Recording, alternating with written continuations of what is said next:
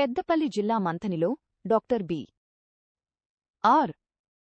అంబేడ్కర్ జయంతి వేడుకలను పురస్కరించుకుని మాజీ ఎమ్మెల్యే పుట్ట మధు అంబేడ్కర్ విగ్రహానికి పూలమాలలు వేసి నివాళులర్పించారు. ఈ సందర్భంగా ఆయన మాట్లాడుతూ స్థానిక ఎమ్మెల్యే ఇతర ప్రజాప్రతినిధులతో కలిసి బెదిరింపులకు పాల్పడుతున్నారని కేసులు పెడతామంటూ భయభ్రాంతులకు గురిచేస్తున్నారని ఆరోపించారు. మహనీయుల స్ఫూర్తితో ఇలాంటి బెదిరింపులకు లొంగకుండా సమాజ చైతన్యం కోసం నిరంతరం పనిచేస్తామని ఆయన స్పష్టం చేశారు. మహనీయుల చరిత్రను ఈ సమాజానికి తెలిపితే తప్ప, ఈ సమాజానికి ఆలోచన వస్తే తప్ప, మూడోట్లున్నటువంటి ఒక కుటుంబం 40 సంవత్సరాలుగా మరి ఇంత పెద్ద సమాజాన్ని వాడుకొని రాజ్యాంగబద్ధంగా ఎన్నుకోబడి ఈ సమాజం కోసం 1% కూడా ఆలోచించకుండా వీళ్ళను అణగారిన వర్గాలను ఇంకా కూడా క్షీణింపజేస్తూ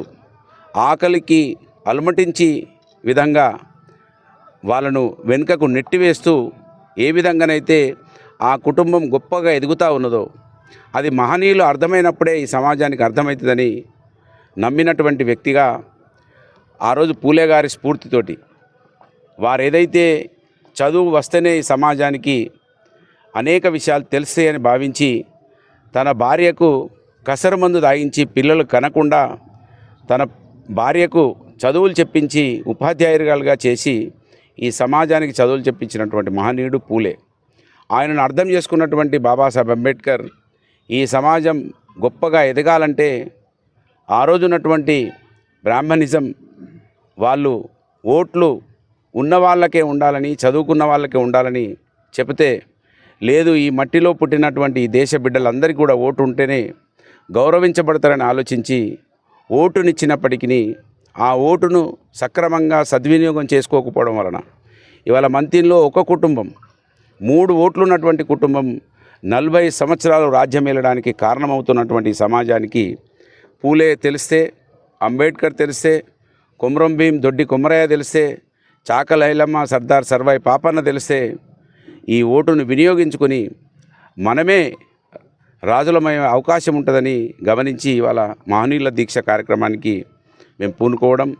3 సంవత్సరాలుగా దీన్ని దిగ్విజయంగా నడిపిస్తున్నటువంటి మా శ్రేణులందరికీ హృదయపూర్వకంగా ధన్యవాదాలు, శుభాకాంక్షలు. ఖచ్చితంగా ఈ సమాజం మేల్కొల్పు కోసం ఇవాళ ఎమ్మెల్యే ఏదైతే మమ్మల్ని చంపేస్తాం, కేసులలో పెడతామని భయభ్రాంతులకు గురి చేసినా కూడా, పక్క ఎమ్మెల్యేలను తీసుకొచ్చి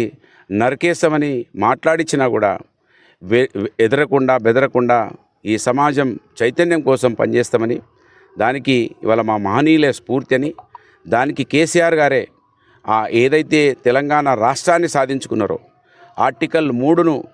బాబాసాహెబ్ అంబేద్కర్ గారు రాజ్యాంగంలో పొందుపరిచినటువంటి విషయాన్ని దాన్ని వాడుకొని మహనీయుల స్ఫూర్తితో ఏదైతే తెలంగాణ సాధించుకున్నాడో ఈ సమాజానికి కూడా రాజకీయ, ఆర్థిక, సామాజిక చైతన్యం కోసం పోరాటం కొనసాగిస్తామని, వారే మాకు స్ఫూర్తి, మా తల్లిదండ్రులు జన్మనిస్తే స్ఫూర్తి వారే అనే విషయాన్ని ఈ సమాజానికి అర్థం చేయిస్తామని తెలియజేస్తూ ఈ కార్యక్రమంలో పాల్గొంటున్న ప్రతి ఒక్కరికి మా కుటుంబ సభ్యులందరికీ హృదయపూర్వకంగా ధన్యవాదాలు. బాబాసాహెబ్ అంబేద్కర్ గారి జన్మదిన శుభాకాంక్షలు.